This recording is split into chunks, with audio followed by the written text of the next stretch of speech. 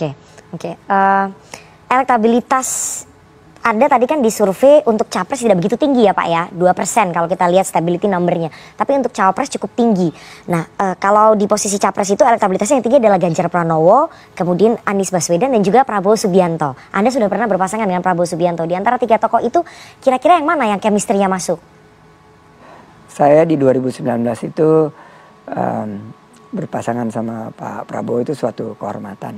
Banyak belajar dari beliau dan ya chemistry kita sangat dapat dan beliau sebagai tokoh yang senior banyak memberikan filosofi-filosofi ya. Dia luas banget kayak ensiklopedia berjalan gitu karena dia banyak baca kan. Jadi mau sama Pak Prabowo lagi? Ini kan ditanya satu-satu kan. Jadi itu pandangan sama-sama kita di pemerintahan dan kita mengusung keberlanjutan pembangunan karena apa yang sudah dicapai 10 tahun oleh pemerintahan Pak Jokowi ini menurut kami berdua sebuah prestasi dan walaupun ada nanti penyesuaian tapi secara tema besarnya adalah keberlanjutan pembangunan dan percepatan untuk pencapaian target-target supaya kita bisa mencapai Indonesia Maju, Indonesia Emas 2045. Sama Pak Ganjar saya belum pernah berpasangan tapi dari interaksi kami berhubungan baik. Dan juga ada beberapa program pariwisata yang kita kembangkan. Kebetulan destinasi super prioritas Borobudur itu ada di Jawa Tengah. Jadi saya banyak berinteraksi, chemistry-nya juga dapat. Sama Mas Anies, itu tentunya pernah bermitra 2017. Dan walaupun cuma setahun, kita berhasil memberikan kontribusi kepada pembangunan DKI saat itu. Sayang saya harus pamit diri dan di 2018 saya mundur sebagai konsekuensi karena di 2018 itu sebetulnya saya tuh nggak perlu mundur jadi wakil gubernur, tapi saya memutuskan mundur saat itu dan saya udah memberikan satu kesempatan dan itu kesepakatan bahwa PKS lah yang akan menjadi wakil gubernur karena waktu itu yang pengusungnya adalah Gerindra dan PKS. Jadi waktu itu sebagai konsekuensi dari pencalonan sebagai wakil presiden, saya juga mundur sebagai wakil gubernur dan memberikan kesempatan kepada PKS untuk menggantikan kadernya menggantikan saya di posisi wakil gubernur. Tapi ini informasi yang kita dapatkan banyak yang memasangkan ada pusaran kekuasaan yang kemudian memasangkan Ganjar dengan Sandi. Masa Anda itu nggak dengar sih Mas? Iya pasti ada berita yang tapi kan kalau saya lihat bahwa kontestasi demokrasi ini kembali lagi kembali kepada suatu filosofi. Pertama, filosofinya ini dua nih. Keberlanjutan pembangunan atau perubahan. Kan seperti itu. Pak Ganjar dan saya mungkin ada di satu pilar yang memperjuangkan keberlanjutan pembangunan, percepatan dan lain sebagainya. Mungkin juga selain sama Pak Prabowo karena pola pemikiran kita sama dan kita ada di dalam satu klaster ya, klaster yang sama tentang keberlanjutan itu sah-sah saja para pengamat untuk berpendapat seperti itu. Tapi sekali lagi itu adalah ranahnya partai politik yang nanti akan menentukan.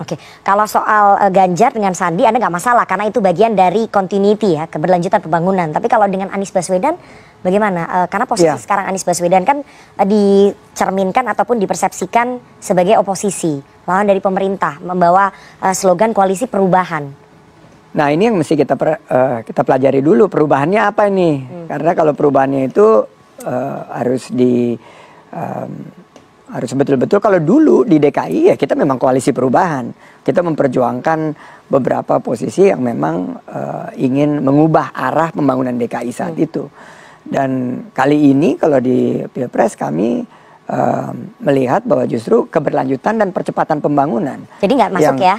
Ya kalau kita lihat mesti dipelajari dulu itu perubahannya di bidang apa. Kalau di bidang ekonomi saya sangat tidak setuju karena ekonomi kita sekarang dalam trajektori yang sangat baik gitu loh. Kalau justru percepatan dan keberlanjutan dalam koridor mungkin itu bisa ada kesamaan titik pandang. Tapi kalau tidak ya ini harus duduk dulu. Tapi sekali lagi kita nggak usah berandai-andai lah. Ini ranahnya partai politik. Intinya pada ujungnya pimpinan partai politik ini punya posisi sebagai negarawan, mereka akan memilih yang terbaik pasangannya, dan siapapun harus siap dinominasikan atau siap juga tidak dinominasikan. Oke, jadi memasangkan kembali Anies Sandi itu agak sulit karena informasi yang kita dapatkan setelah Pilgub DKI hubungan Anda berdua kurang bagus gitu, kurang harmonis gitu Pak Sandi. Sangat harmonis ya kita jadi bersahabat. Kalau dipasangkan lagi, kalau harmonis mau? Kita bersahabat, tapi kan ini ranahnya partai politik. Apalagi kalau partai politik ini mengusung ada perbedaan, yang satu perubahan, yang satu ada keberlanjutan. Jadi change atau continuity kan, itu aja, continuity or change. Kalau change itu seperti apa? Nah ini kan nggak bisa kita tawarkan kepada masyarakat sesuatu yang rancu, harus jelas kita komunikasinya kepada masyarakat, calon pemilih kita, platform apa yang kita usung. Nah waktu di Pilpres 2019 jelas platform kita Indonesia Adil dan Makmur, dan sebagian diadopsi karena kita sekarang menjadi bagian dari pemerintahan Indonesia Maju, pimpinan Bapak Presiden Jokowi. Nah nanti yang di 2019 juga partai politik itu kan tentunya akan menentukan dulu platform, siapa nominasi presiden, siapa nominasi wakil presiden, tapi ini nih platform yang mereka akan usung, ini nih kisi-kisinya dari segi bagaimana penciptaan lapangan kerja, ekonomi apa yang didukung, bagaimana dengan hilirisasi, terus atau berhenti, bagaimana dengan IKN, bagaimana dengan kebijakan lain. Nah ini yang harus disetujui dulu. Kalau disetujui dan kita bisa sepakati, tanda tangan, baru pilih nominasi presiden sama wakil presidennya siapa, kan begitu konsepnya. Oke, tampaknya Anda sangat berhati-hati sekali nih bicara soal hubungan dengan Anies Baswedan. Berarti hubungan Anda dengan Anies dipengaruhi oleh kondisi politik hari ini ya, oleh poros politik hari ini Pak Sandi? Nah, kita persahabatan selalu kalau kita lihat di level, karena politik itu tidak pernah tentang pribadi. Kita hubungannya sangat baik, tapi kalau kita lihat kan dari yang mengamati secara keseluruhan itu selalu membawa ini ke dalam suatu sekat-sekat politik. Buat saya itu politik ini justrunya harus dijadikan sebagai wahana bagi kita untuk mengadu gagasan kita, mengadu pemikiran kita, dan tidak pernah tentang hubungan pribadi. Oke. Terakhir Pak Sandi, kalau nanti partai politik akhirnya memutuskan Anda tidak bisa maju ataupun tidak memilih Anda sebagai kontestan pada kontestasi Pilpres 2024, rencana Anda apa? Apa yang akan dilakukan oleh Sandiaga Uno kalau tidak bisa bertarung di kontestasi Pilpres 2024? Yang pasti nggak akan ngambil kerjaannya Nana. Oke. Nah kemarin udah coba jadi host. Tapi kan udah menang penghargaan. Udah berhasil itu. Ya. Tapi saya akan terus berkontribusi kepada bangsa dan negara, dan saya melihat bahwa ruang berkontribusi itu nggak sempit tapi sangat luas. Jadi saya menyadari bahwa Pilpres 2024 ini miliknya anak-anak muda yang tadi, dan ini saatnya yang muda juga menawarkan gagasan. Karena mereka-mereka ini BEM dari Universitas Pancasila, dan mereka akan merepresentasi 55% dari populasi kita. Dan kalau dari segi pilihan mungkin dari daftar pemilih yang akan menentukan itu mungkin angkanya sampai 60% dari anak-anak muda.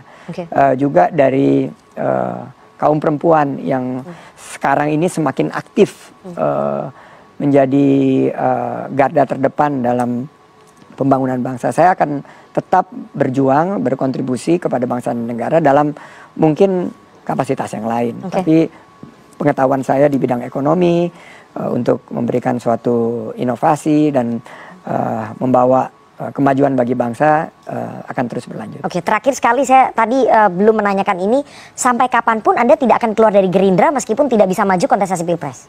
Saya akan terus berkhidmat di Partai Gerindra, dan saya akan mematuhi apapun keputusan. Tapi kalau Pak Prabowo memutuskan yang lain, tentunya akan saya ikuti dengan segala konsekuensinya, karena itu merupakan arahan dari beliau sebagai Ketua Umum. Jadi Anda akan tetap di Partai Gerindra apapun keputusan Prabowo Subianto? Ya, keputusan Pak Prabowo tentunya harus kita maknai sebagai keputusan yang terbaik bagi bangsa dan negara, dan saya akan ikut dengan arahan beliau, dan saya yakin bahwa Pilpres 2024 ini keberlanjutan ekonomi dan pembangunan yang sudah dilakukan 10 tahun ini akan menjadi mungkin titik percepatan dari pembangunan kita, dan keputusan partai-partai politik yang nanti akan mengambil sikap di bulan Oktober dan bulan November tahun depan akan mencerminkan itu, dan saya sangat optimis bahwa Indonesia akan melalui kontestasi demokrasi ini dengan super KPI-nya bagus, kinerjanya bagus, prestasinya gemilang. Baik. Apapun keputusannya nanti kita tunggu bersama, karena nasib politiknya seorang Sandiaga Uno masih akan kita lihat beberapa bulan ke depan ya, karena politik sangat dinamis sekali dan everything is possible. Semuanya sangat mungkin, kita tidak tahu apa yang terjadi nantinya. Terima kasih sekali Pak Sandiaga Uno sudah menjawab beragam pertanyaan yang mungkin bukan hanya di kepala saya, tapi di kepala banyak orang, di kepala politisi-politisi lain yang sedang menonton acara ini. Terima kasih sekali Pak Sandiaga Uno atas waktunya kepada Political Show malam hari ini. Sehat selalu. Dan itu tadi jawaban-jawaban dari Menteri Pariwisata dan Ekonomi Kreatif sekaligus politikus Partai Gerindra Sandiaga Uno. Dan setelah